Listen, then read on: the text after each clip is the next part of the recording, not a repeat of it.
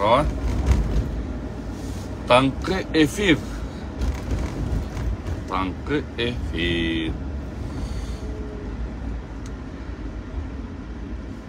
Азыр чыдамкай жок. Чыдамкай жок.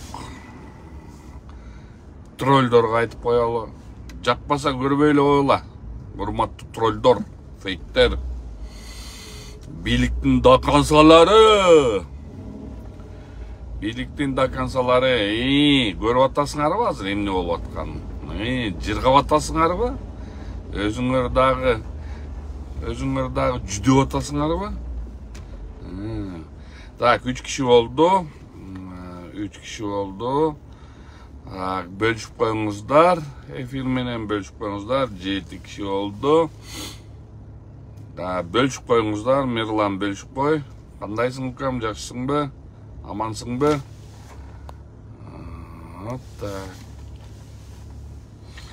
Так, бөлүшүп, 11 киши болду. 11 киши. Каалы Кулманалиев, ассаламу алейкум. Бөлүшүп коюңуздар.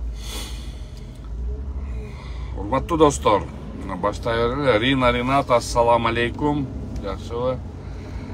Эме биринчиден баштайын деген сөз. Бул кече Бишкек шаардык сотунда өтүп кеткен соттук процесстер боюнча, өңгөчөсү Атай Бейшенбектин процесси боюнча айтып кете турган сөз. Кече абдан үмүт кылып аттым элем Бишкек шаардык сотуна. Абдан жакшы ойлор менен айтып аттым элем. Ойлоп аткам, все-таки Бишкек шаардык соту буюрса мыйзамдуулукту сактайт деп. Эми чист Атай Бейшенбектин иши боюнча айтып берейин. Атай Бейшенбек ошондо ошол комитеттин мүчөсү да эмес экен, барганда эмес, катышканда эмес, эч кандай запистер жок, эч кандай тергөө амалдары жок, эч кандай бир лингвистикалык экспертиза жок. Ошонун негизинде кече биз Атай боюнча айтып берсек, мына момда, буякта тиешеси жок, туура эмес, камалды деп баарын айтсак, Бишкек шаардык соту мынтип эле алып туруп эле күчүндө калтырып салды. 20-декабрга чейин. 20-декабрга чейин ошол жакка калтырды. Кече даже дакансалардын лидерлери келип карап турду да, контролдоп. Камайбы же камабайбы деп. Кече бүт каралган башкаруу чарасы, анан жана кармалганы мыйзамдуу деп туруп коюлган токтомдорго кече Бишкек шаардык сот чектеп. Бул эмне менен айтат? Бул бир нерсени айтат.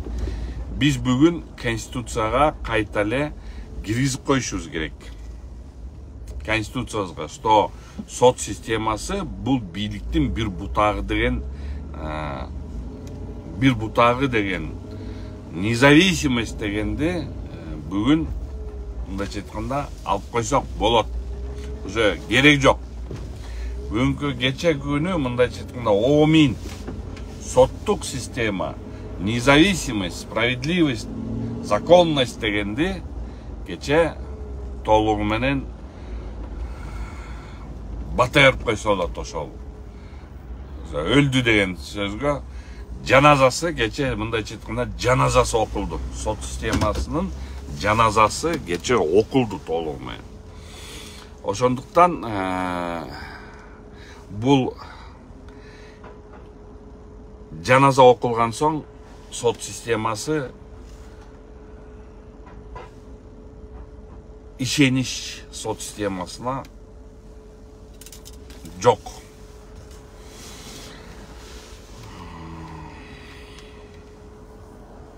Мына могу жерде Санжар Тилеков дейт. Саясатчы болом деп жүрдү, демек камалган туура болду, саясатчы ошентип бушат. Ооба, ошентип бушат. Бирок бийликке мындай бышкан кереги жок эле да. Бийлик өзүнө мындай чыкты балта чаап атат. Эми мейли, анысын да көрө жатабы? Анысын да көрө жатар. Мен азыр бийлик жөнүндө айтып аткан жерим жок. Кече бийлик өзүнүн жүзүн көргөздү, звонить этти. Мен билбейм мыйзамды деп айтса керек. Мен билбейм мыйзамды. Давай. Кама дедим, значит кама деди. Ошондоп камалды кече. 20-декабрга чейин калды. Кече даже мына Бишкек шаардык соту 3-3 карайт коллегияда. Ошо коллегия кече тастыктап берди. Сот системасынын кече жаназасы окулду. Бул сөздөр реформа болот. Ким бирөө эме тоскоолдук кылса, мага айткыла. Өзү башынан өткөзгөн эки байкем кече өзлөрүнүн баягы эле системада жашап калганын тастыктап берди. Мейли, аны да мейли. Ал мага жаман эмес мындайча. Ал бүткүл элге жаман болуп калды. Кыргыз элин биз чыдамкайдыбыз, биз чыдайбыз. Биздин дагы ажообуз айтып атпайбы, чыдап тургула. Кудайым буюрса чыдап тургула деп атат. Чыдайлы.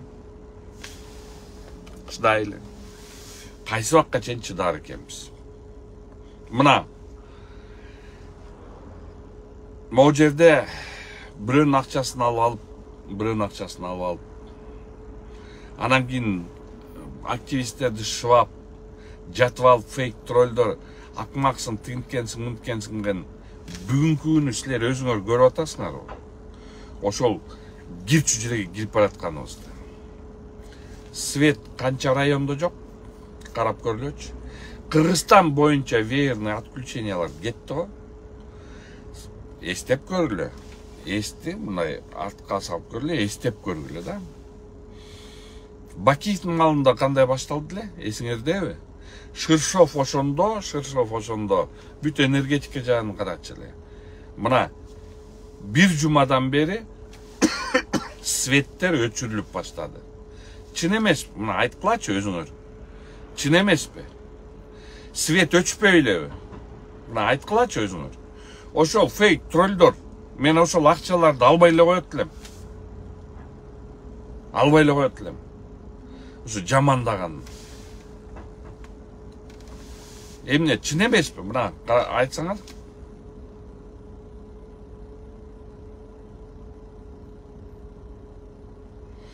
Айтсаңар. Мына Санжарбек Тилеков. Таңам эле укмуш болуп атасың го, көлөкөсү болот тоо. Көлөкөсүн да көрүп атабыз. Эми просто бир нерсени эле мен так эле түшүнө албай атам да. Эмне себептен светтер өчүрүп атат? Баягы Оштон келатканда карап көрдүм эле, наоборот суу толуп калыптыр. Жакшы толуптур, токтолуп. Мына ошол жерде Токтогулдагы ГЭСтин жанында жашагандар айтып койгулачы. Мурдагы жылдарга караганда толуптурбу суу? Толуптур. Санжар, ремонттоп атат деген биз уже бир жумадан бери угуп атабыз. Мен районунда каягында ремонттойт. Кече 3 жолу өчтү мен районумда. 3 жолу өчтү. Кыргызстан боюнча мына Көлдө да өчүптүр, Демеде да өчүптүр, бүт баарын өчүрүп атат. Шыршов, мен ремонттоп атабы же ремонттобой атабы деп мен айтып аткан жерим жок. Бир нерсени эле айтып атам да. Бир нерсени. Шыршовдун схемалары кайра ишке кирдиби? Шыршовдун самолеттору менен ары бери эле учуп калды. Самолеттор менен ары бери эле учуп калды, бизнес жеттер менен. Ошонго рахмат деп атабы. Ошону айтып койсоңор. Мына өзүңөр эле айткылачы. Светтер өчүп атабы же өчпөйдү? Светтер өчүп атат. Светофорлордо сөгүнүп сагынып атасыңар. Сөгүнүп сагынып атасың. Канча светофор? Мына мен келгенче 6 светофор өчүп.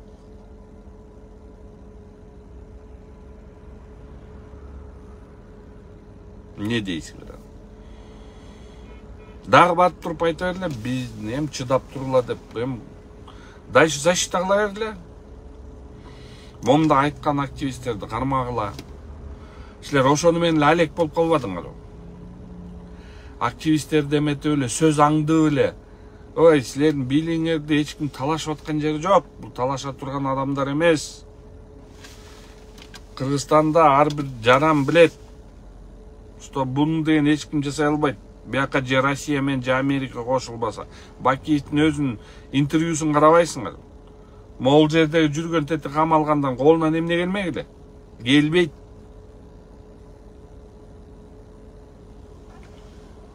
Силер сөз аңдымай менен эле баштадыңар. Сөз аңдымай, төшөк аңдымай. А момундай кыргыз эли момунтип кыйналып атканын силер көрбөй атасыңар. Светтер өчүп атат. Мына бир жумадан бери өчүп атат. Эмне бу ремонт жасаса ушунчалык 1 айлык ремонт жасаш керекпи? Кулакка тепкен эмне кереги бар?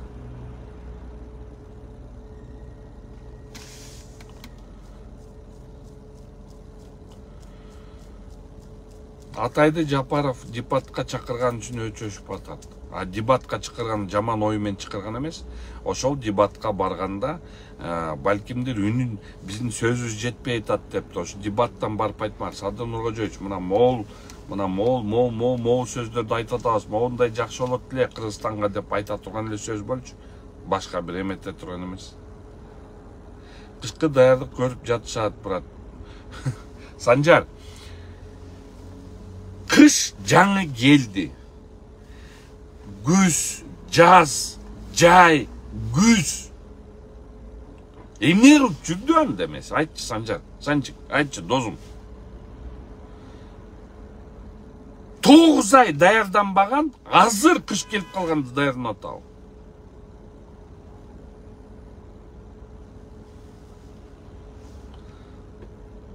Мен жөн эле мындай эле ура деп эле айта бербегилечи. Блин, бул уже күлкүлүү нерсени жасап атасыңар.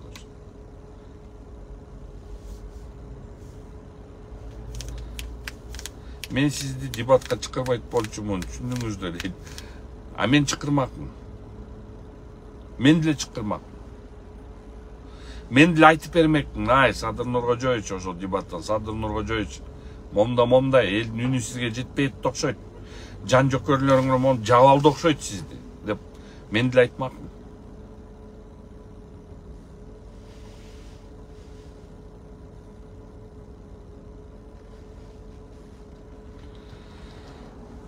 Мырзам тартип, салам, ассаламу алейкум.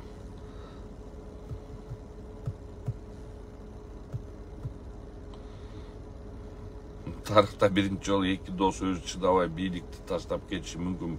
Жок, мундайга алып барбаш керек. Эки дос аягына чейин иштеш керек. Мойнуна алды беле. Эки дос октябрда 20-жылы. Ошол эки дос аягына чейин жүрүп, кандай түйшүк болбосун ошол түйшүктү көтөрүп Кыргызстанды өнүктүрөбүз деген айткан сөз үчүн до конца барыш керек да. Анан ошондо тарыхтын астында жооп бериш керек. Анан кийин азыр алып туруп эле булар качып кетип же кетирип туруп зачем? Керек жок. Наоборот, буларды иштеш керек. Булар иштеп туруп, булардын иштегенин биз көрүшүбүз керек. Жөн эле аларды 2 жыл жыргатып коюп туруп анан кетирип, жок, андай болбойт. Аларды наоборот иштетиш керек.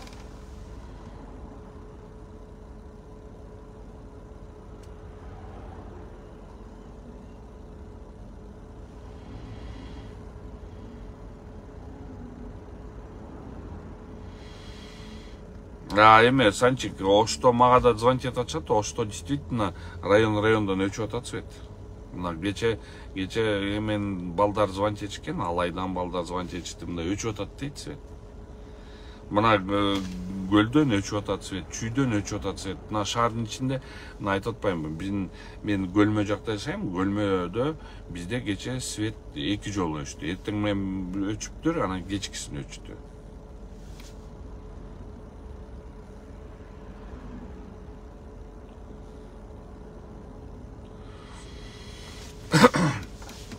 Бул эки досту любой ценой кетирбеш керек. Бул эки дос любой ценой өзүнүн конституциялык срогуна чейин, аягына чейин иштеш керек. Буларды иштетип ошол, булар иштеш керек. Булар деген баарыбызга ант берген. Иштейбиз, Кыргызстанды жыргатабыз. Ошону талап коюшубуз керек. Наоборот, иштегиле. көрсөткүлө, Кыргызстаныбызга алып келгиле деп туруп айтышыбыз керек.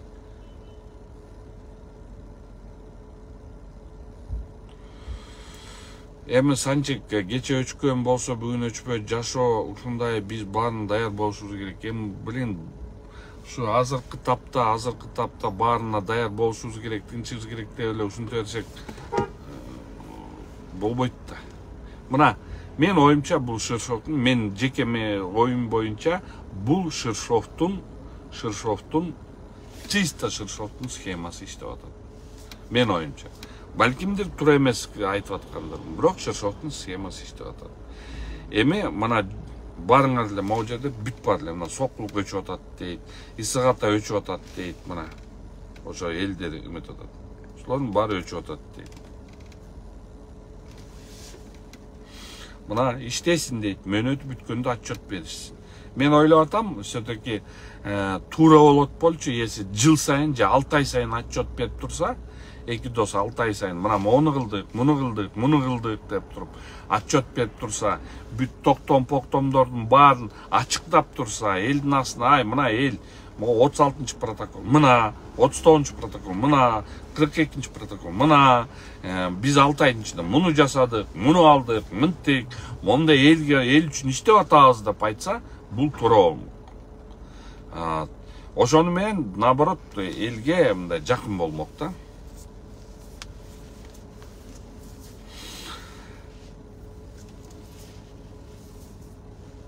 Жок, Адилет, эки доско убакыт бериш керек деп атасыңар. 2 жылдан бери берилип келип атат го убакыт. Азыр деле биз эч кимибиз кетсин деп аткан киши жок да. Биз талап кылып атабыз. Ачыктап айткыла. Ачыктап көргөзгүлө деп атабыз. Элдин астына 6 ай сайын болбосун, болуптур. 1 жылда бир жолу момундай отчет бериш керек. Путин деле 1 жылда бир жолу обращение к федеральному собранию деп туруп, обращение к народу и федеральному собранию деп туруп, ошондой нерселерди айтат. Анан кийин ошолордун нерселерди айткандан кийин Садыр Нуркожоевич дагы айтыш керек да, бир жыл сайын ушинтип бериш керек. Момундай деп. Анан кийин момунтип жөн эле эметип туруп эле мында мөөнөт беришибиз керек деп эле боло бербейт да. Анткенде момундай светтер өчүп атат, эл талап кылып атат, эл айтып атат, момундай кылып бериңиздер, момундай кылыңыздар деп айтып атса, наоборот ошолорду айтып аткан адамдарды наоборот ошолорду камап атат. Бул мен оюмча бийликтин өтө чоң каталары болот. Мейли, аны тарых чечет буюрса. Ошону менен урматтуу достор, мына дагы баарыңарга айтып коеюн, светтер өчүп атабы? Өчүп атат. Светофорлордо кырылышып сөгүшүп атасыңар. Больницаларда операция малдарында мына Төлөнбай иним кече эмеге чыгарды эле. Момда операция болуп атат, свет өчүп калды деп туруп. Ошондой операцияларда светтер өчүп атабы? Өчүп атат. Ошондуктан урматтуу достор, мен азыркы мен айткандан кийин Север Электролоо же Министерство энергетики болобу иш кылса, бир какой-то жоопту күтүшүбүз керек. Жооп бар билинүү болот. Биз азыр иштеп атабыз, биз азыр тигинтип атабыз, биз азыр момундай даярдык көрүп атабыз, момундай даярдык болуп атат деп туруп азыр ошол эмеге кайра эле отмазкага кетет. Бирок силерге ошондо Министерство энергетики мындай суроо да силерге. 9 ай эшек такалап жүрдүңөрбү? 9 ай. Мына отопительный сезон 9 ай болбойт. 9 ай эшек такалап жүрдүңөрбү деген суроо да силерге. Азыр жасап атсаңар. Ошон үчүн урматтуу достор, ушуну менен эфиримди аяктайын. Өзүңөр уктуңар. Мына мен деле азыр кызымды жеткизип келатып, жолдон 42 мүнөттө, 15 мүнөттүк жолду мен 42 мүнөттө келдим. Анткени светофорлор иштебей, момундай столкновение болгон чейин бардык. Ошону менен жакшы калыңыздар. Ысык-көл бул жерде эки доска каршы чыккан. Ай, блин, ушундай бул фейктер итилесиңиз да. Ладно, давайте, жакшы калыңыздар.